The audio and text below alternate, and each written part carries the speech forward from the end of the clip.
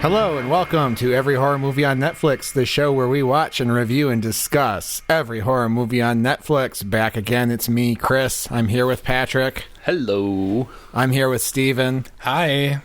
And this week, we took a little trip to England to watch the 2018, I believe, film Await Further Instructions. But before we get to that, we like to do a little horror catch-up here on Every Horror Movie on Netflix, talk about things besides what's on Netflix.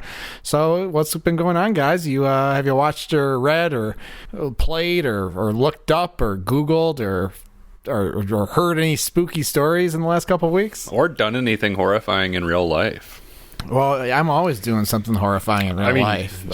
Just asking for a friend.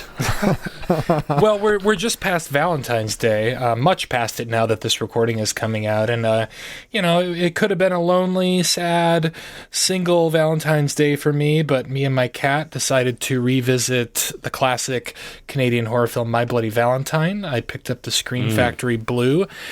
Hadn't seen it since high school. Had never seen the uncut version with as much of the restored gore as Scream Factory could find shoehorned back into this thing. Have you guys seen this movie before?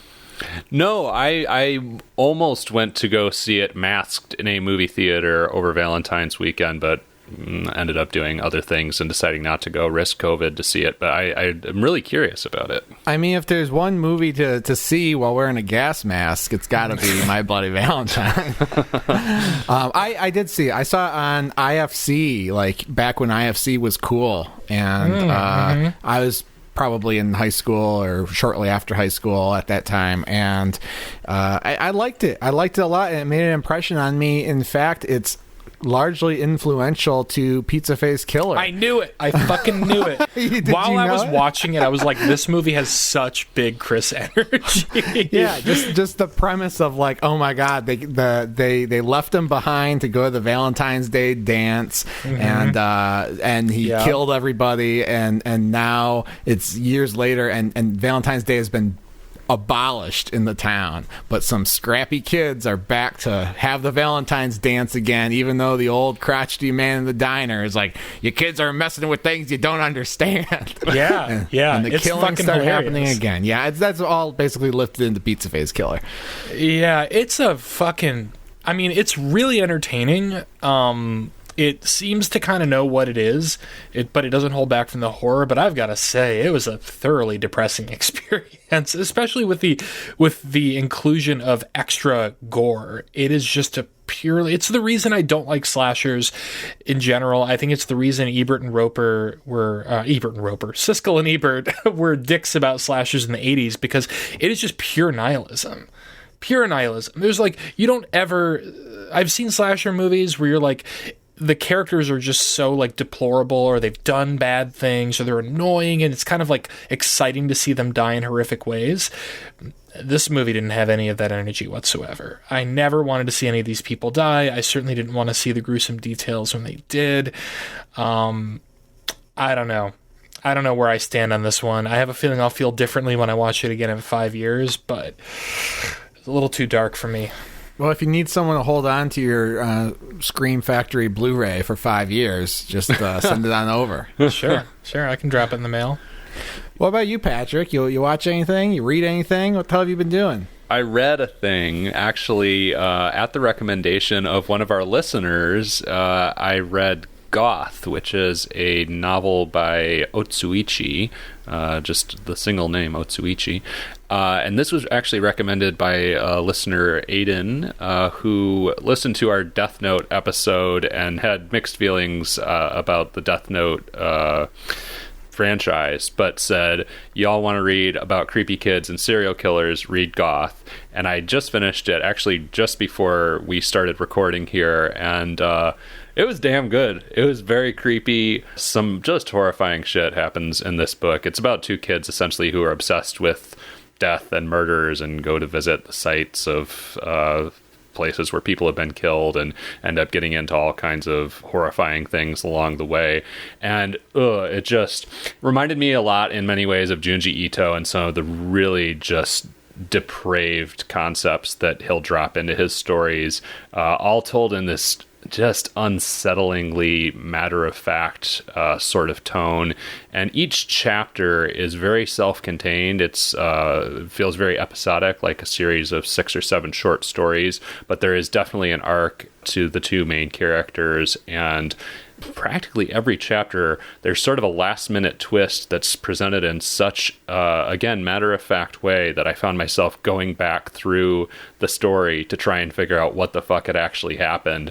Especially the final chapter just really blew my mind. There's quite a twist, and oh boy, good times. I mean, horrifying times, but yeah, really enjoyed that. So thanks for that rec, Aiden. I said that really weirdly. Thanks for that rec, Aiden.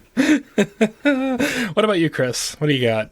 I haven't watched anything horror related except for the Framing Britney Spears documentary, which, is about the horror of our own society and the horror of who we all were in the 2000s. That left an impression on me. It's now the only political cause I care about. Free Britney. But I have to start this episode actually with a correction, because last episode I was, talking too fast, and I said we watched a South Korean film, and I said that there's no film industry in North Korea. Well, how could I have forgotten that there is film industry in North Korea? It's run by the state, but the Kim Jong-un, like Kim Jong-il before him, they're cinephiles. They love the movies, and they've had state-run media in North Korea. And a very interesting story. I heard about this on This American Life, actually, on NPR, and I will put the link to that in our show notes. There was a acclaimed film director named Shin Sang-ok, who was a South Korean, just superstar. He was actually kidnapped by Kim Jong-il, along with a famous movie star who was his ex-wife, actually, and he was kind of held as like North Korea's resident filmmaker. It'd be like if Korea kidnapped Steven Spielberg or something and just made him make movies for North Korea. And the story behind this is absolutely fascinating. I won't get into all the details, but like one benefit of being kidnapped by North Korea and forced to make blockbuster movies is by a cinephile is budget is not a concern. Like they would make action movies and they'd be like, oh, you want to blow up a bridge? You want to blow up a train with the bridge? Here it is. Really interesting stuff. So I'll post a link to some further research on that. But I had to correct myself from saying that they don't make movies in North Korea, because they make badass movies in North Korea. Now I want to see one. Yeah. And when you see those bodies going down with the bridge, that ain't CGI, man. Well, yeah, I mean, they do it live. I'm sure if he wanted it, yeah. Damn. Wow, that's fascinating. I'm curious to check out that story, Chris. Really fascinating stuff. All right, well, what the hell did we watch this week, guys? We watched Await Further Instructions, which the Wheel of Death chose for us. It's a very this is the kind of movie the Wheel would pick for us, I think. It kind of is. Our mechanical overlord. and kind of a interesting companion piece to #Alive, yes, which we watched last time, which was also about characters stuck in their residences and with the theme of technology and kind of how we use it in our lives. Yeah, I was thinking about that, just the weird coincidence. I mean, again, you've got people locked in their home, afraid of potentially some sort of virus or contaminant outside. And I don't know, it was just, a very strange coincidence. But then I was also like, well, maybe we're also just seeing the pandemic in everything at this point. Yeah, I mean, it has about as much in common with #Alive as Scare Me does, I think. We're just seeing everything through a different lens now. But I did think of it as well. This is an interesting follow-up. So it's a pretty simple premise. The film is set in the UK, and it centers around a young man named Nick who's bringing his new girlfriend home for the holidays, but he hasn't really been home for some while, and so he gets there, and there's some, kind of some tension, some drama between him and the rest of his family, which are his mom and his dad's dad, and then his sister who is pregnant, and his sister's boyfriend. And it's just your classic home for the holidays, not getting along with the family story. But on Christmas morning, they find out that there's like metal shutters kind of wrapped all around the house. They can't leave. They don't know what's going on. They heard the night before that there's a terrorist attack in the area, so they think maybe it's a government response to the terrorist attack. And soon messages start appearing on their television set, maybe from the government, maybe from some other malevolent entity, giving them instructions, telling them what to do, and the situation kind of starts to tear them apart in short order, in more ways than one. Right, and I mean, I guess that's a great summary. I think one of the early notes or discussion points, because this comes into play very early on, is I guess I would tweak just slightly where you said it's kind of your classic home for the holidays family drama. It's a little more than that, because Nick brings home his girlfriend, whose name is Anjaya. I believe she's Indian, or of Indian descent. Everybody calls her Angie. And you immediately have just a lot of racist political kind of stuff going on, because essentially the Nick's family is a bunch of, well, not Trumpies. I guess over there would be a bunch of Remainers. Leavers. Or sorry, yes, leavers, not Remainers. But it's not called Brenter.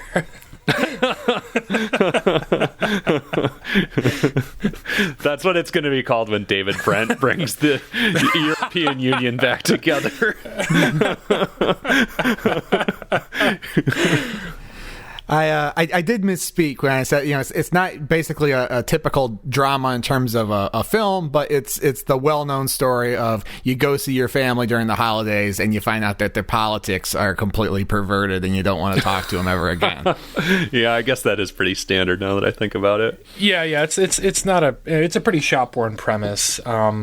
If I continue, I'm just going to review it, so somebody else says something. I mean, this is sort of apropos of nothing, but I just want to acknowledge that the perhaps most vile person in the family, the extremely racist old grandfather, is actually played by the guy who plays Filch in the Harry Potter films, which actually kind of took me a moment to piece together. But that was an interesting moment of recognition. So there's several bigots associated with Harry Potter franchise. Oh. Ew. Yeah, so I mean, it is really kind of hard to talk about this movie without either spoiling it or I think tipping our hands too much about what we thought of it overall. But you got some interesting stuff going on. Something that was interesting to me is just the complete mystery of what the hell is going on in this movie. Which kind of is never really explained. And I was pissed off because I thought of this comparison and then I Googled it and I saw the other reviewers making the same comparison. So now I'm going to say it and people are going to think that I'm just repeating what I read online. But let's hear if it's what I read online as well. I'm curious. Well, it felt like a Twilight Zone episode. Oh, yeah. Mm-hmm. As soon as the element of the shutters comes into play, I thought, oh, this is a classic. This feels like the Twilight Zone. And of course, any review you read about that is going to make that comparison because this movie is so obviously indebted to that. It's, it feels like a bottle episode, which is a lot of what the Twilight Zone was. It's a bunch of characters or a couple of characters or even one person trapped in one location for about an hour, dealing with something inexplicable that also sort of mirrors or has ties to some sort of moral or political issue. And you think the last scene is going to be like a little girl putting tinfoil over her dollhouse. Yes. Oh, I would have liked that better. No, I mean, it is a literal bottle episode. I mean, I think only the first and last scenes actually take place outside of the house. Everything else is in, and you don't see what's going on outside, which is effective. And it's a in a very certain way. small cast, too. It's like, you know, you even think of things. I think it's the smallest cast of any sort of bottle episode I've seen, other than like Saw, where it's 2 guys in a bathroom. It's 5 people, and that's it. I think, no, 6 people. 6 people, and that's it. And you watch the credits scroll, and it's like, here's 6 names. Thanks for watching. There's 7 people, Chris. There is a baby in that woman, and that is a person. All right, you got me. There is a baby. Probably the second most racist person in the family is the next pregnant sister. Yeah. I had a huge problem I had with this movie is, okay, I was on board. I was on board for the most part. I mean, I found it very watchable and slightly intriguing because there's that carrot on the stick of, are they going to explain what's going on? Is there going to be some big grand reveal? Are they going to swing for the fences? The only reason I think I was focused on that carrot, though, is because all the characters that we have in these 7 people in this house, if you include the baby, are extremely one note. They each basically have one dramatic purpose that they keep hammering at over and over and over again. Did either of you have a problem with that, or did you feel that way? Oh, yeah. Yeah, I mean, especially, I think, in a way, the one that frustrated me the most was actually Angie, because, you know, I mean, this is, I guess, you know, it's a fairly woke movie, I guess. You know, we're obviously criticizing or it's attempting to be a fairly woke movie. Let's put it that way. It's certainly criticizing the family's racism towards Angie. But Angie herself is, like, literally just there to be the partner of color who exposes these racist tendencies. Like, she's not really a notable character in and of herself, other than that she's a doctor. She's a doctor. That's what else we know about her. She's just a foil for the racists. That's it. Yeah. I don't think any of us would disagree with some of the messaging in this movie, but it just feels like I wish it had been fleshed out a little bit more. I wish these characters had been given more life, more purpose, more agency. Yeah. Right? Because it feels like it's, like you said, Patrick, it's attempting to be woke. It's coming from a really good place. Yeah. It just doesn't really do anything with that. Like, it's not, I don't think it's enough to just have racists pitted against each other and have that be their sole communication between each other. Well, and like the most topic of communication.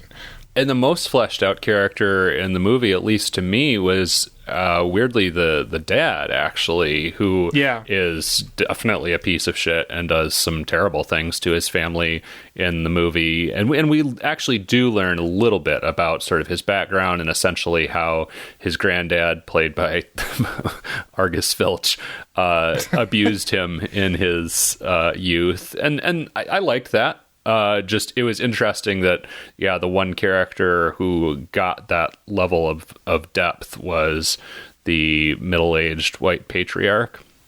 Well, the characterization bothered me throughout the movie. In fact, probably a little more than halfway through this movie, I was actively upset at this movie because I was so frustrated that situations were playing out largely because the people weren't acting like real people. And they weren't, no one was listening to each other, etc. But as it went on, I was like, wait a minute, this is a farce. These aren't supposed to be 3-dimensional characters. And there's actually a line in the movie where someone says, "This is a farce." And I thought that was interesting. These characters, I think, are stand-ins. It's kind of a black comedy at times, and I don't think we're supposed to take everything very seriously. Whether that serves the movie or not, that is the question, because I had a similar thought. This movie does seem to lean into dark comedy more as an overall tone as it goes along. But if that's what it's aspiring to, then it leaves me with even less than I thought after seeing it. Like, if we're not supposed to take any of this seriously, it makes it even more ridiculous to me how thin and shallow these characters are, because there's nothing else to cling to. We'll obviously have to wait for the spoiler room to get into it, but the big reveal, or as much as it reveals about the premise and how they wind up in this place, is like even more shallow than anything that came before it. Well, the big reveal, which it's almost impossible to discuss the movie without at least tipping our hats to the idea that there is a big reveal, is gonzo. It's bonkers. It's more than I was expecting, certainly. And there's just something about it. We're obviously going to get into a lot more detail about it in the spoiler room, but there's something about it where I was just like, this came too late. Like, I needed this. If this was going to be the tone and this was where we were going, I needed it way earlier. And I guess I sort of feel the same way about the black comedy thing. I think maybe the reveal certainly would fit in, be a little more of a piece with the black comedy approach, but also I need a little more of that and a little more like clue into that earlier. Well, let me tell you what all this meant to me in terms of my emotional experience with this movie. We've talked about movies that have like a dream logic to them. This movie, for me, followed like nightmare logic. Like, I was watching this movie and things were happening that didn't make sense, that seemed impossible. Nobody was acting like a real person, or they were acting like real people only in fits and starts. Horrible shit's happening. It really kind of unnerved me, and ultimately I was more scared by this movie than any movie we've watched recently. Wow. That's really interesting, and I can see how. I mean, there were some moments that creeped me out. There is like an uncanniness to this film, but I think a lot of the sort of uncanniness, the sort of like almost like pseudo, like I could see being in the right mindset to see this as almost like a Lynchian sort of thing. A lot of that eeriness came down to me due to just like a lack of a cohesive vision. The acting seemed all over the place. Like, this movie didn't really have like a look to it. The cinematography wasn't really all that interesting. Like, I think, like, I don't know, for me, my experience with the movie feeling creepy hinged upon just bad filmmaking and bad writing, and it all just kind of mingling with a baffling premise in an interesting way. I think it was purely accidental. I kind of disagree with everything you just said. Wow, well, you're allowed to do that. That's why we're here to talk about it. Yeah. Yeah. I mean, I can't argue with it, or I'd be arguing with it, but I disagree. Your experience is your own, and that's kind of the beautiful thing about movies. And I think horror especially, because it's such a hard tone to nail, and there's so many different ways you can go about it that, you know, everyone's experience it can be wildly different. And it was a very unpleasant movie to watch. It was upsetting to me. The scenes, I was just viscerally bothered by this movie for some ways I can't quite articulate, and for some ways that were just because you have these all these, I mean, with the exception of our two leads, the four or five other people in this house are horrible people, all of them, and they're carrying on in horrible ways. You know, whether it's racism, whether it's violence, etc. They're doing horrible, disgusting things. There's, you know, virtually torture porn in some segments where it's just like really dark and upsetting. There's people just screaming at each other almost the whole movie, and it was just like I was uncomfortable watching this movie. I almost wanted to knock the movie for that, but that's kind of what horror's about, right? Like, I mean, there's certainly different tastes, but it seems weird to say that a horror movie didn't do something right if you were just kind of squirming and anxious for it to be over the whole time. I don't know. That's an experience I've talked about on the show before, I think, or at least the three of us have talked about it off cast. But sometimes with a horror movie, you know, I feel anxious. I feel I'm, you know, on the edge of my seat, and I'm just like, come on, like, get through that hallway. And I don't know if it's like just me being anxious and like wanting the movie to move at a faster pace, or if the movie is actually affecting me the way it's meant to. Like, sometimes it's like a really hard line for me to draw. Usually it comes down to like, it's bad. It's not great filmmaking, and I'm right to be anxious for this scene to be over with.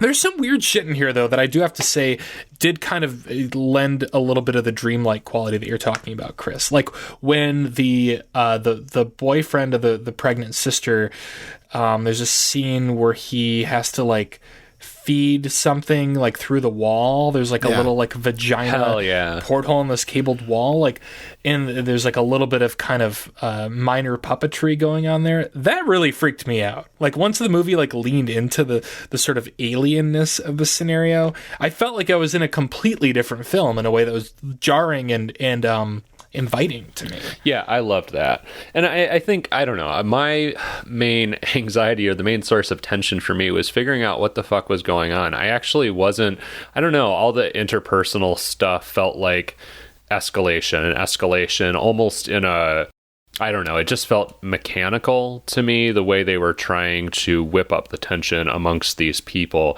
And the main source of suspense for me was just like, okay, get to like, why is this happening? Why is this house surrounded by these shutters? Why are they locked in like this? What could possibly be the explanation? And again, I was both sort of thrilled by the answer, but also frustrated with how late it ended up coming, because by that point, I don't know, I just felt kind of checked out of a lot of the interpersonal stuff, even as over the top and lurid as it does get.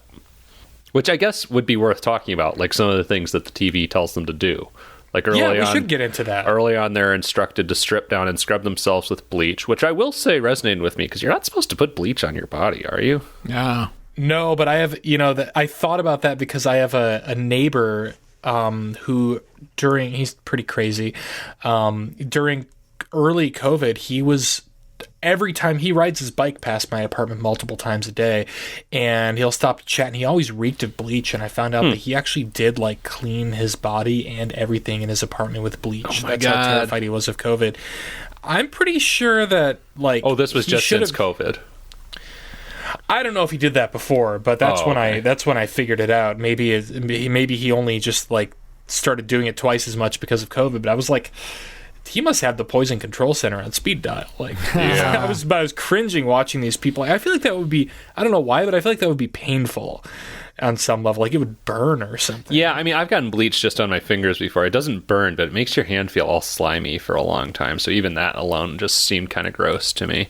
I don't know. Yeah, that's a good example of some of the kind of squirmy stuff going on in this movie, though. The TV tells them to throw out all their food. I don't know. Like some of this stuff was just like, I was questioning why everybody was going along with it, especially like, say the bleach thing. I mean, Nick and Angie go up to their room to do this, or to the guest room, whatever, to do this, and they actually follow through. And I'm just like, why are you doing this?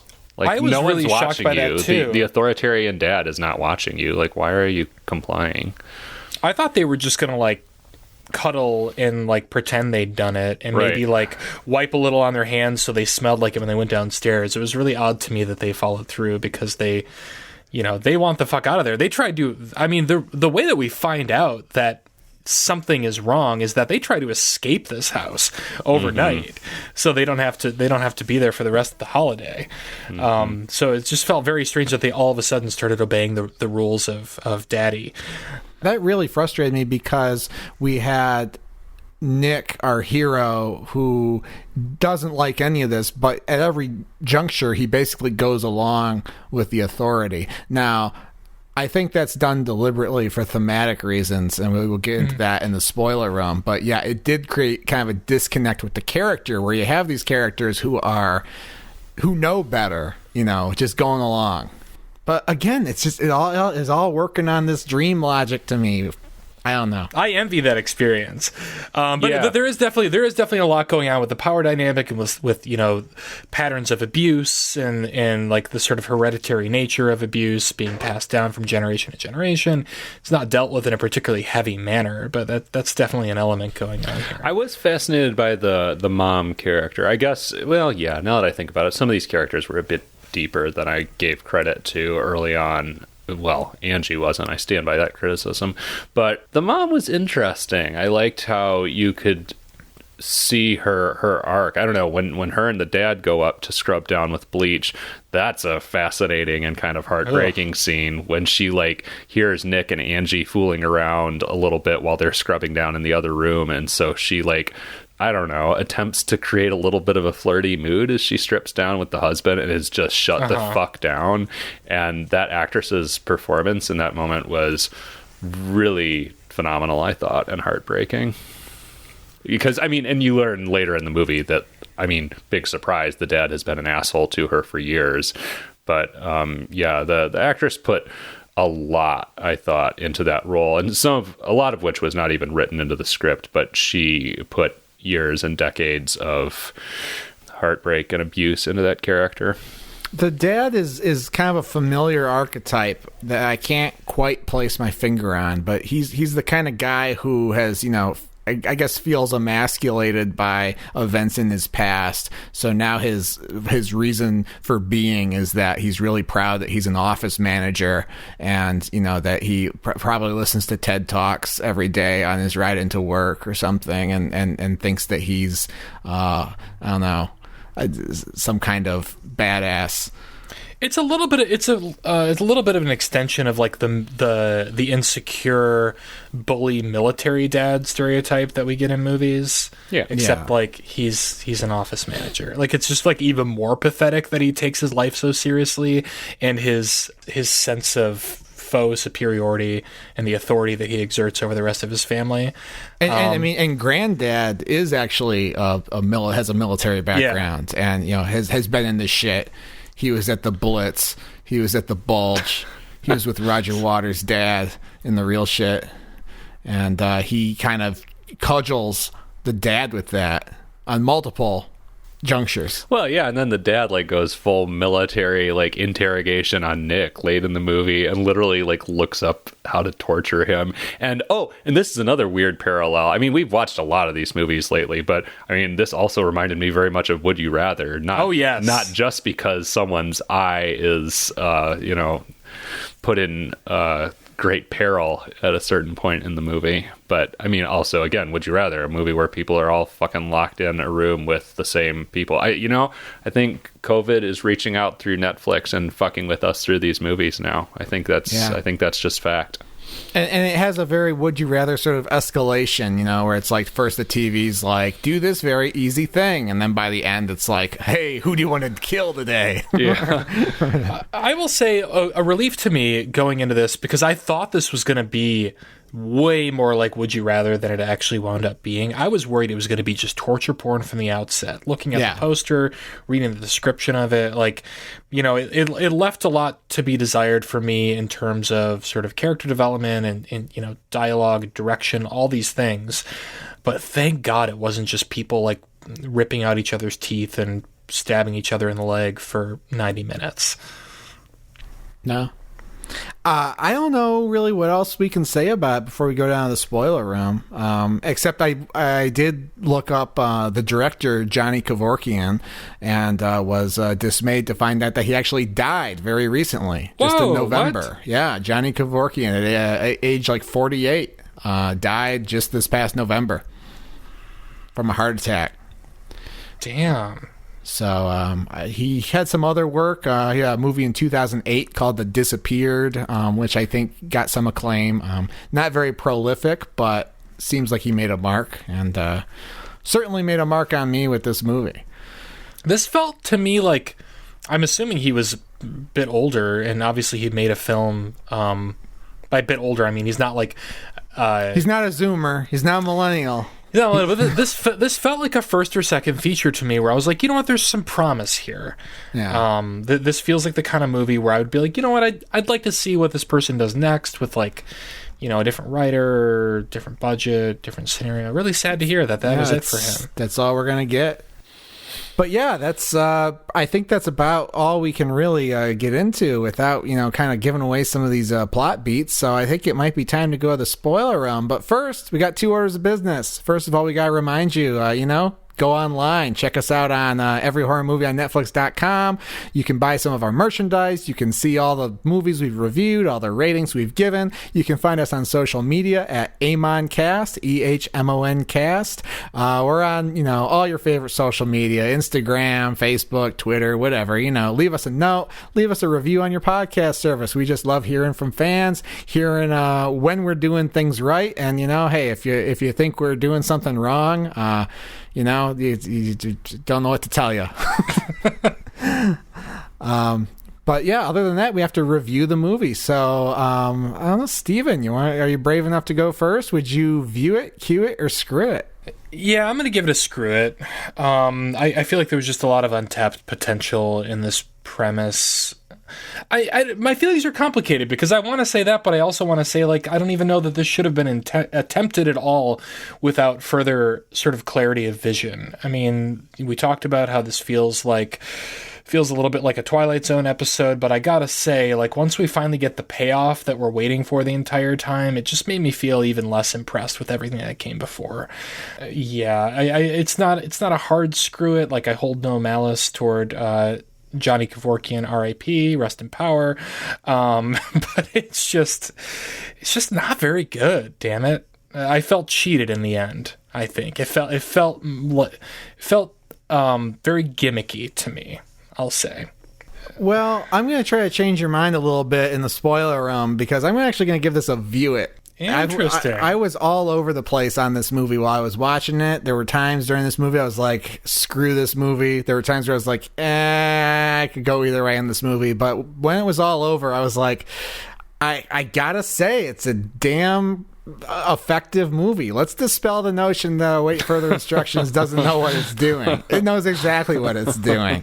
I thought the performances, all the characterization, all the stuff that you can rightfully criticize about this movie, I think was of a piece in just building this sort of weird nightmare world that I found very unsettling. And then when we finally get to the payoffs, it hit me with thematically and intellectually, and I thought it was kind of doing some interesting things that kind of are a little bit deeper than probably what most people are just going to watch this movie and say, oh, well, that was about this. So I'm going to say view it. I thought it was very interesting, and it scared the hell out of me at times. So what can you say? Patrick? Oh man, it's hard for me.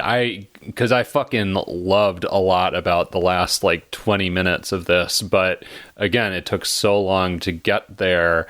And I don't know, in the end, to me, the political stuff, the thematic stuff just felt extremely shallow, especially once you get to the final explanation for it all. It feels extra shallow.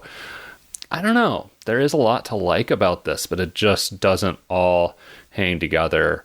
I think I gotta give it a screw it. Oh, yeah. All right. Sorry.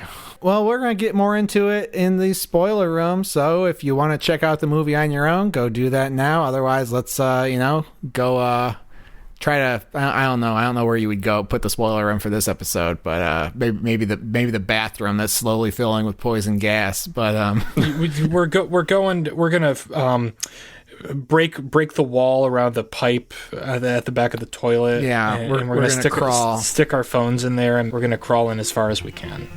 That's the best we can do. All right. Yep. So see you there in just a few seconds.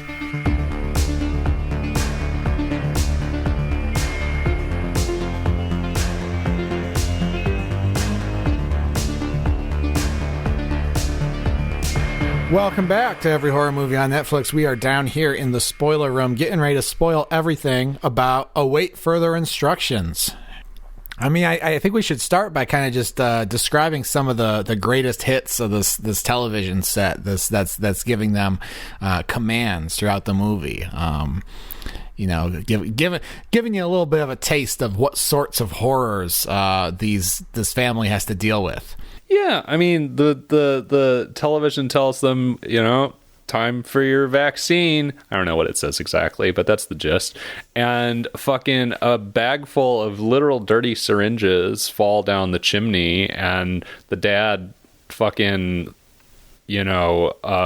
berates everybody into vaccinating themselves, even though Angie tells them obviously it's not safe.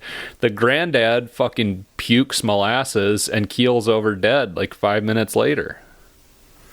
Yeah, the dad is like the definition of a bootlicker, which I did kind of appreciate that, because it's like he has to be an authority, he has to make all the decisions, he has to pretend he has a handle on the situation, but he's also following orders blindly the entire time. And that instance was perhaps the most horrifying to me of any in this movie. He's under the assumption that the TV is an emergency channel being used by the government, and that you have to do your duty and you have to do what the TV tells you to do because it's the government and they know what's best and they're going to keep you safe, so take the damn vaccine. And we all sit here and we say, look at that idiot. But we're all getting, I'm getting the vaccine because the TV told me to, right? Why am I so different? Oh boy, are you going full Bill Gates is giving us COVID anti-vaxxer here? We know you're not of that persuasion, Chris, but I feel like you need to make that clear right now. But I thought that was interesting, especially now at the time where we, the COVID vaccine is subject to misinformation and everything. And it's like, where do you get your authority from? Do you get your authority from social media where you think that it's a hoax and the vaccine's going to kill you? Or do you get your authority from TV or whatever authority figure you trust in your life? But we're not so different, I think, from the characters in this movie. And I guess that kind of gets into the thematic thing that I took away from this movie, which is that this movie isn't about TV or the media as much as it's about authority. Who tells you how to live your life? Who tells you what to do? And there's various lenses that they look at that question from. And the vaccine thing kind of started me thinking about it when I was watching this movie. Because, yeah. You know what? I wish we lived in a world where everyone was like the dad in this movie. And they're like, oh, there's a vaccine, take it immediately. It's good for you. That's kind of a utopia compared to what we're living in now. I mean, sure. But that theme is not well articulated to me. I mean, so you've got the authority figure of the TV, which is, of course, extremely questionable.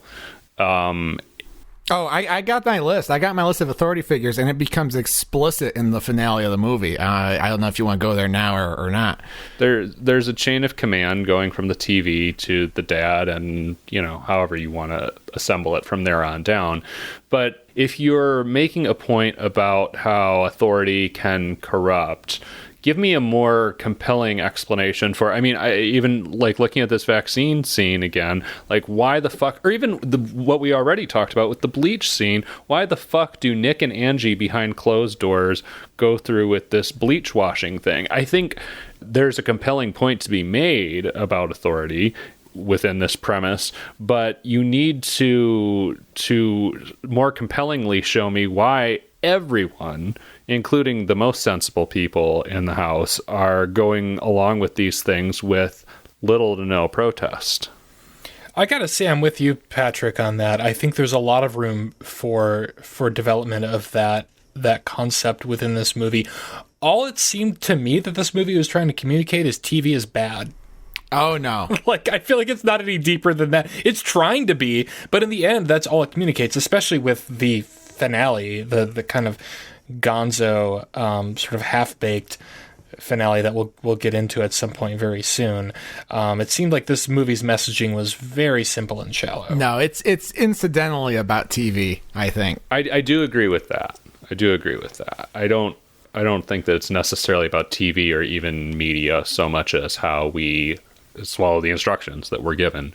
Await further instructions. It's right there in the title. Who's giving you the instructions, and what are you going to do with them? That's kind of the question of this movie. Yeah. Well, for me, it's when the movie literally turns into body horror involving a television that I'm like, and it feels like that's supposed to seem profound, where I started to sort of question the integrity of the messaging in this movie. I guess I should clarify that. I thought it was profound as fuck, to be honest. Oh, that's interesting. That's where it falls apart to me, because I feel like it can't string together something coherent on the whole authority theme that twist, and so it resorts to that twist just to give you an ending, essentially. Oh, no. So that's 100% where I fell on it, Patrick, which is ultimately why I gave it a screw. Well, first, let's say what happens with that, so people know what we're talking about, and then I want to hear Chris's take on this. So, well, do we need to fill? I mean, just before we get to that point, the TV does its TV stuff. It gives increasingly upsetting instructions to people.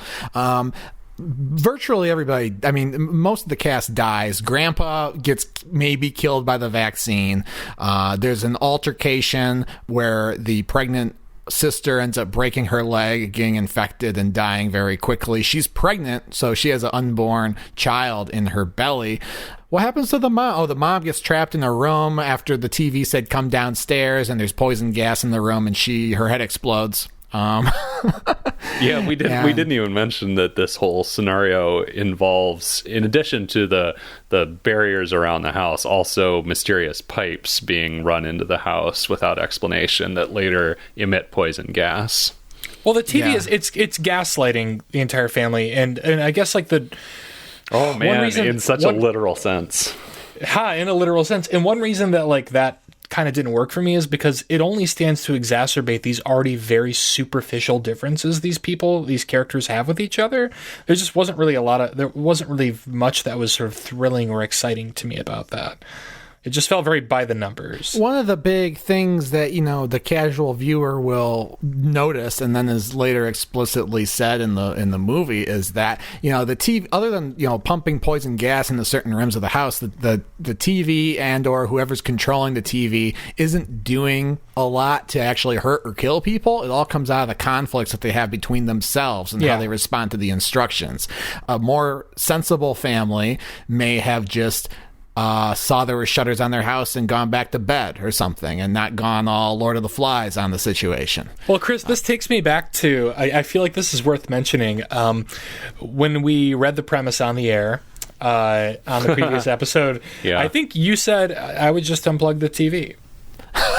Yeah, and I said I hope there's a scene where they unplug the TV and it won't turn off. And did we get that? We didn't quite get that. I think the TV does turn off when they unplug it. We didn't get that, but there was a moment in this movie that gave me a little bit of hope, because it actually kind of gave me chills and drew me back to thinking about the Twilight Zone. There's a moment where our main protagonist, whatever his name is, Angie's boyfriend Nick, where and he and Angie talk about like just turning the TV off, and he's like, I'm gonna botch this, but he says something like what if I push the button and it doesn't turn off? And I was like, oh, that's a great premise. That's a great like Richard Matheson story. Like that's very simple. It's creepy. Like it made my stomach drop a little bit. I almost wish the movie had leaned into that kind of simplicity. I feel like where things get bungled is when it tries to be woke and tries to get into politics and social issues. Yeah, that was kind of a weird moment, because it's like, why would that even cross his mind, and why would he say it? It's like I don't know. But our hero's sister's husband or boyfriend, whoever got her pregnant, he died Baby somehow. Dan. I forget how. Oh, I think he dies in a fight or something. Yeah, I actually don't remember either. But the cane just comes on and pulls him off the stage. It doesn't fucking matter. It doesn't matter, because what we're left with is psycho authoritarian dad, and our two heroes are the last three standing. And one of you guys is probably better equipped to explain the surreal visions that we get and what happens with the TV, because I was in a trance. I don't remember exactly how this starts. You lost time. You were in a fugue state. Yeah, so there's an altercation between Nick and the dad. God, I'm trying to remember exactly how this plays out now, actually. He knocks the dad out, and then before the dad can get back up, he throws the TV onto him, ostensibly killing him. And then we get all kinds of like really shitty looking tentacly Tetsuo the Iron Man nonsense. I thought it looked great, but I mean, so same. Wow. I mean, it looks great in a lo-fi practical effects like 80s kind of way. That was what I was loving. I thought Tetsuo the Iron Man as well. Yeah. Oh yeah, sure. Or Cronenberg. Obviously, I mean, Cronenberg is the very obvious comparison to make here. I mean, it doesn't work for me, and it will never work for me, but I can kind of see, like, with the way that this movie approaches these characters in such a cartoonish manner, it only makes sense that the threat is also kind of cartoonish looking, but I don't know, man. I just don't know. It was too much for me. Too much too late, I think. We know that Angie was stuck in a bedroom, like kind of in isolation for a bit, and she saw something inside a broken TV that terrified her. And again, these have to be CRT TVs, because that's the only, despite being a 2018 movie, it's the only kind of TV you can play this game with. We later find out that she saw like a beating heart inside the TV, and I'll be damned, there's some sort of, tentacle formed snake-like multitude entity wrapped up in these TVs. Its tentacles pressed together make up the shutters that have been surrounding the house. Yeah. There's basically the cyber tentacles entwined all over their entire house, running through the TV, a hive mind going on or something. It's sensational. And so this all starts to come alive in the closing moments of this movie. Oh, sensational is the perfect word. I mean, these tentacles look like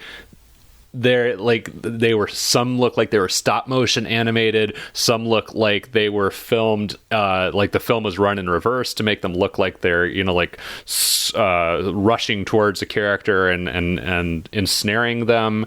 I loved it. I love practical effects. I loved the unnatural appearance of it. You give me this in the last 20 minutes, all of a sudden I'm hooked. And not to say that I wasn't, I don't know. It's just such a jarring transition. I wished this had been one thing or the other, or that it had chosen to be one thing sooner. But I feel like there's a lot of movies that kind of save that iconic monster madness for the very end of the movie. Sure, I don't know. To me, it was. This is clearly a very low budget movie, and it was really hard for me to tell. Like, is this an homage, or is this the best they can do, or is it they took the best they could do and turned it into an homage to try and cover up for the fact that it looks very silly. It exists in a weird place that just is totally incongruous with the tone of the rest of the movie. And yeah, I'm with you, Patrick. I was suddenly 1,000,000% more interested in what was going on once this started happening. I was getting, those late 80s Stuart Gordon vibes. But It felt to me like that whole sequence would have been better suited as like a 2-minute ABCs of Death short and not the final act of a feature film. Yeah, that's sure. I would have liked more of a build-up. No, but because then there'd be less mystery to it. We do get the glimpse of the things when the guy sticks his phone through the hole in the wall to see what's outside. And it's very vague. So there is a little bit of something there. Something's coming. I don't know how much more of it they could have shown without taking away from the finale. And really surprising you with this bonkers of a finale, I think, is the only way you could really answer the mystery in a satisfactory way. I mean, it certainly beats them all like falling asleep and waking up in a lab where Vincent D'Onofrio is a government scientist and he's like, let me explain how the government did this to you or something. Okay, two things. I have two things to say about this. One, I am sick and tired of the constant denigration of Vincent D'Onofrio on this program. Vincent D'Onofrio is an incredible fucking actor, and I feel like he's been turned into a joke, and I don't appreciate it. I'm sorry. That's how I associate him. I associate him as the exposition guy who shows up 20 minutes from the end of the horror movie because that's what he was in Sinister. I know he doesn't deserve it. I kid to a degree because I did have a similar perception of him for a while. Fucking watch him in Daredevil, though. Holy shit, that motherfucker can act. Second, I forgot. Actually, well, here's a question I had for Steven earlier. I forgot what the second thing was. You talked about how this didn't look good to you, and I'm just curious, like, how could you do it better? Because in my mind, the only other real option is to do this with CG, which I think would have looked like shit, and which I would have found horrendous, and certainly not as entertaining as this actually was. I mean, how do you think how would you have done this better, I guess? I mean, that's a great question. I don't have an easy answer for it. It was just so jarring that I don't know. I think it stands fine on its own if you're looking for a silly denouement to a very silly movie. But this is a point in the movie where like we're finally supposed to get an answer as to like what this outside threat is. Finally, all the themes are supposed to tie together, and they didn't very well for me, and it just made the monster kind of laughable to me in the process. That was my original second thing to say about this. Was Chris said, that this is the only way to end this satisfactorily. It was not satisfactory to me. I'm like, me either. And again, I don't have a better answer to this situation. That's the screenwriter's problem that they wrote themselves into. Yeah. I don't have a better explanation for why shutters are over this house, but just like, oh, it's alien thing. Well, we still don't know what it is. Was not satisfactory. But it could also, I mean, I went a couple of ways on this while I was watching it. I was thinking, okay, it would be really cool if they can somehow pull off a a very wild visual sort of answer to our question of what is outside the house, what is trapping them in. That would be really fun. Or you wanted the girl putting the tinfoil over the house, the dollhouse. Or it could have gone in the direction of like It Comes at Night, where it's just like so minimalist that we get nothing. We get no answer whatsoever, which is incredibly frustrating no matter how you slice it. I think the middle path would have been better, which is what you're describing, Chris. that Twilight Zone ending where we're like, we just get one kind of shocking image that like zooms us out of the experience, and then we're done. That would have been fine with me. Dude, honestly, yeah, if you end it with like a little girl in, a war-torn future or something, like, acting out her own family trauma in her dollhouse and trying to keep everybody safe with like aluminum foil. You know what? I'm going to say it. I like that ending better. Patrick, Chris, and Steven rewrote the movie this time. Look. It was a joint effort. This entire thing was just the whole story. You zoom out. It was all just a couple of molecules interacting together within a clown's tear. Like, that would have been brilliant. It was just a little boy on an airplane drawing pictures on a coloring book. But Chris, I want to know how this came together thematically for you. That's what I'm dying to know. So there's a couple revelations in this finale, and one of them is these crazy, monstrous electronic tentacle things are filling the house, and Nick realizes that, like, wait a minute. They're not like killing us. Like, they aren't actually doing anything to us. And he kind of says explicitly in that moment that, like, everything bad that has happened to this family has happened because of themselves tearing each other apart, basically, right? Yeah. So, the easy interpretation is that, it's about TV, it's about Fox News, it's about people, zoned out on TV, losing their humanity, turning on each other, etc. Like I said, I think it's about authority, and that could be TV, obviously. It's also a lot about religion. There's a cross hanging over the TV the entire movie. That's right, yeah. The movie is set on Christmas. The dad, who's an authoritarian, takes Christmas holiday very seriously. It's about the authority that comes with parenthood, especially fatherhood, in the father and the grandfather and their whole sort of like... The father has that weird monologue to Nick about what it means to be a father, etc. And certainly he uses his role as the patriarch of the family to get everybody else to do everything. And it's also about government and the authority of government and how... basically people defer to the TV because they assume it's the government. The government knows best. They even, defer to the TV before it goes rogue when they're watching the news and there's a terror attack and all that stuff, and they, and so on. So what do we get in the final reel of this movie, so to speak? It all assimilates. We have the cyber tentacles come in the house, and they basically resurrect the father in the artwork that you may have seen on the Netflix thumbnail. The tentacles are in his mouth. They're using him basically as a puppet, and that's like the only time the entity has a voice, and it talks to Nick, says something about, your extinction is coming, etc. Before that happens, the TV basically like makes everyone think like the rapture is happening or something. There's all these like angelic visions on the TV. It says, "We are your resurrection," all this holy language, which really moves the father like to tears. He starts kneeling. He thinks God is in the TV now. And so we get the ultimate, and then the final act. I mean, I don't even know what happens to Nick and his girlfriend. They just kind of like lay down on the floor and get assimilated by the tentacles.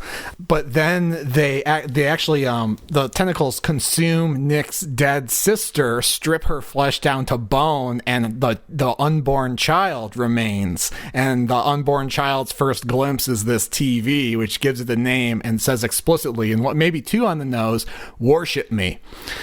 But this all started clicking for me when I saw this puppeteer dad walking around. I'm like, all right, so we have television, we have God, we have fatherhood, and we have government. And like, they're all becoming the same thing right now. The television has become the father, has become God. And then in the last shot of the film, where we pan out and we see that the whole neighborhood has basically been assimilated by this stuff. It's a de facto government, if you want to take the analogy there. But at the minimum, we've got television, religion, and fatherhood coming together through this unholy vessel of the father, given a voice saying, I'm your extinction. And, I think that's what it's about. Where do we get our authority from? And is it good for us? And I don't know exactly what it's trying to say, but it really gave me a lot to think about. I'm with you 100%. Those are all themes of this movie. I think that's what it's trying to do. I just feel like the movie is not well made or well written enough to get us there without putting in extra credit. It feels like your argument sounds like a book report for a Dean Koontz novel. Like, I think that is what the filmmakers were intending to say. I just don't think the film communicates that in a way that is, like, at least for me, I didn't feel like it was like worth putting in the work to put it together. And instead, I just looked at the images. But I am fascinated that you had that experience, and I love that, actually. I love hearing your enthusiasm for that. But you also said that you didn't really know what to make of it in the end. Yeah, and I don't know if it... So, go ahead, Patrick. Yeah, I'm like Biden over here. I'm fucking taking notes and like trying to signal the moderator to to interject my brain-addled commentary on what you just said. So kind of just building on what Steven said. This is reminding me a bit of the conversation we had about A New Nightmare, and you said, it's about celebrity, it's about this, it's about that. And my response to both those movies is, sure, it has those things in it, but that doesn't, to me, mean that it's actually about those. And when I say it's not about them, I mean it doesn't articulate a cohesive statement on those issues to me. Like, you need more than a cross over the TV to make a point to me about religion. And as you kind of detailed more of the final developments that are related to religion in the movie, I was like, oh, you know what? Actually, okay, yeah, that makes some sense. But also, it doesn't set it up. It doesn't do the work. It gives you a cross over the TV early in the movie, and then it gives you this religious gobbledygook from the TV in the final moments. And to me, it doesn't add up to something cohesive. And as Steven said, I mean, you even said it yourself, Chris, you don't know what it all adds up to, but it gave you a lot to think about. And I guess that's my problem. You know, there are ideas here. They have lofty ideas. They're just not putting together something that is structurally, narratively sound. They're just throwing ideas at the screen. And to me, that, can produce some interesting moments, but it doesn't add up to something that sticks or feels like a fully formed idea as a movie to me. Well, I mean, I think the religion thing is more developed than that. I mean, again, remember, the whole movie takes place on Christmas Day. We have all these characters who seem to hate each other, coming together out of obligation because it's a Christian holiday and, getting sermoned at the dinner table by the father, etc. But, I don't know. I've only seen the movie once, right? So maybe on a second viewing, the intentions of the movie will become more clear. But also, I think it's just kind of commenting and putting stuff out there that there aren't answers to. And I don't really know how the movie could be more explicit about making a point. It might just end up being too on the nose or too much of a polemic or something. If it did that, I think it's just kind of making a poem, basically, about these things and giving you stuff to think about. Like I said with the vaccine, like, these guys are idiots because they're doing what the TV tells them to, or doing what their father tells them to, or doing what the government tells them to, or doing what their God tells them to. But so are we all, basically, in every aspect of our life, unless you're extremely committed to punk rock. I like you saying that it's a poem about these things. I really appreciate that reading on any kind of film that doesn't have easy answers. I love that it worked for you on that level, and I'm really curious to hear what you think after you see it again at some point. You did give it a view, so it's your obligation.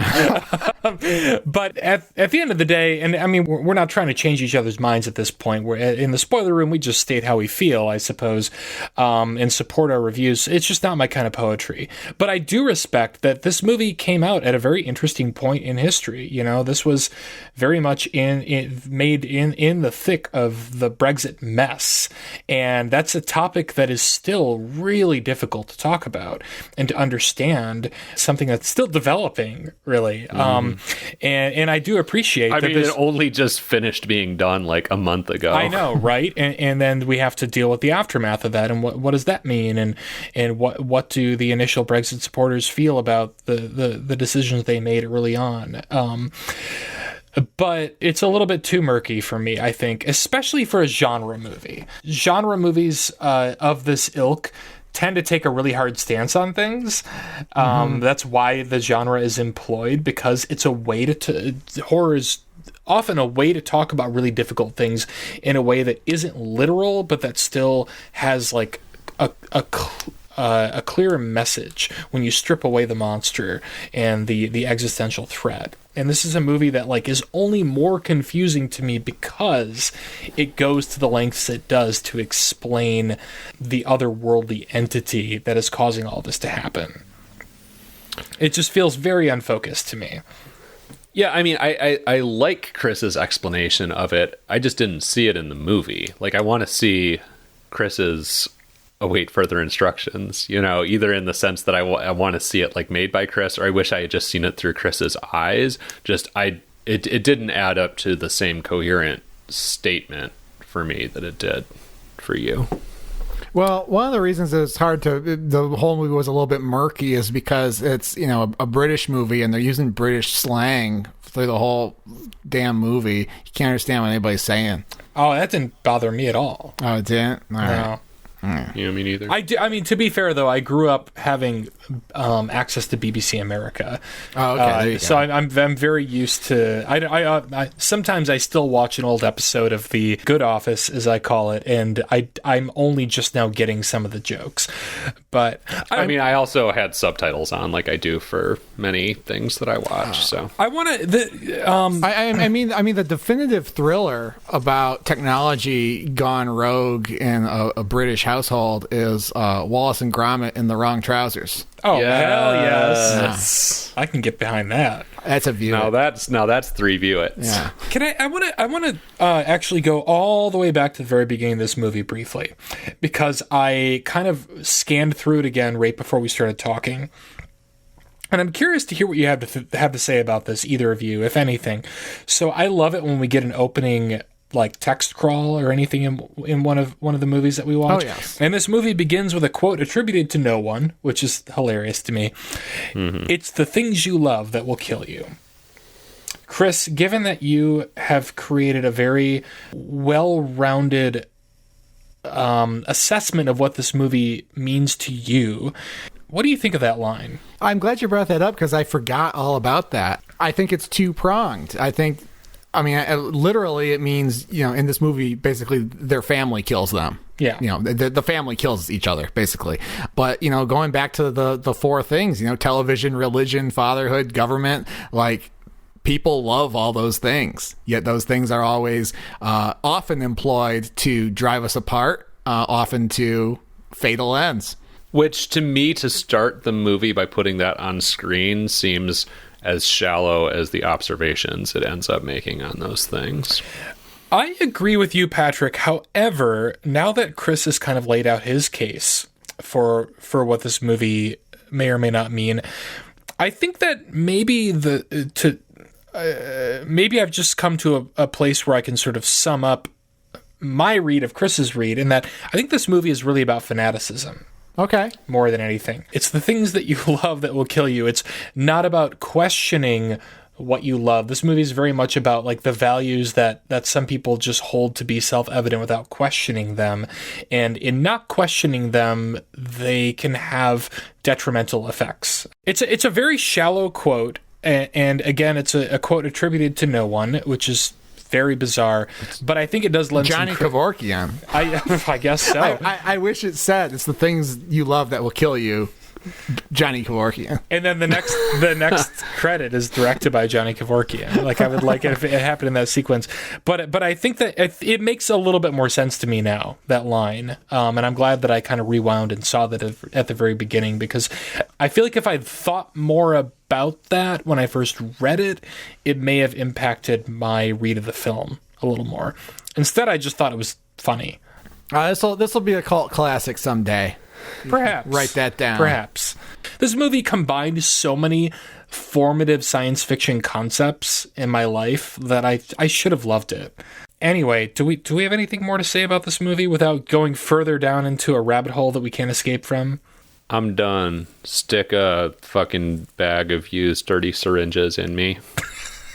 Damn. Well, that's the one thing that like kind of like where the hell did the syringes come from?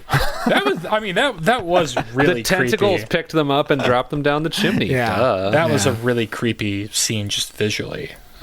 Anyway, Saw 2. Just watch Saw 2 if you. It's the best parts of this movie.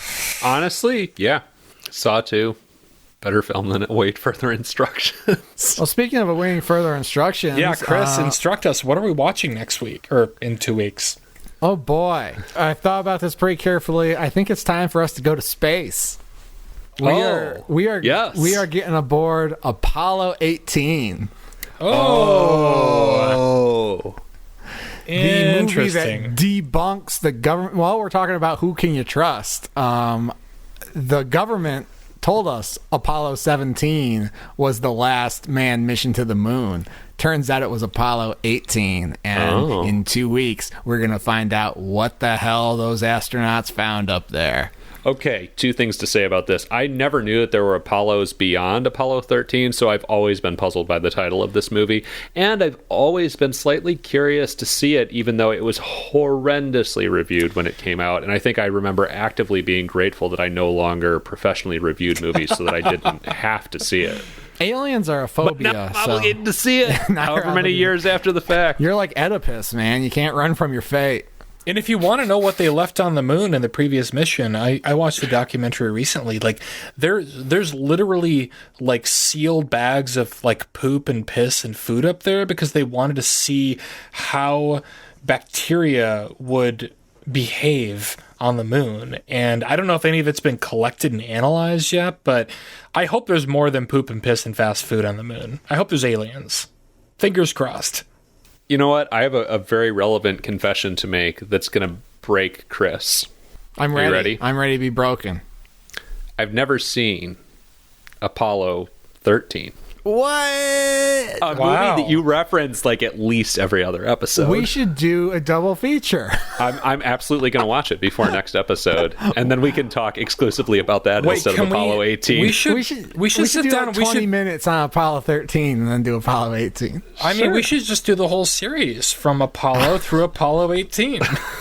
Get the box set.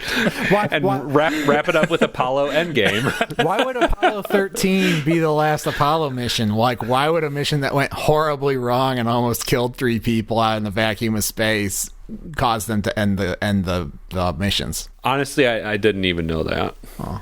I You don't even know what happened to Apollo 13? I guess so Apollo 11 was the successful moon that was landing, Neil right? Armstrong. That Okay, was okay. one small step for man. Yeah, that's What where the happened- poop and the piss came from. Apollo 13 was supposed to go to the moon but did not get there. I think Apollo 12 went to the moon, and I think they did a moonwalk on Apollo 12.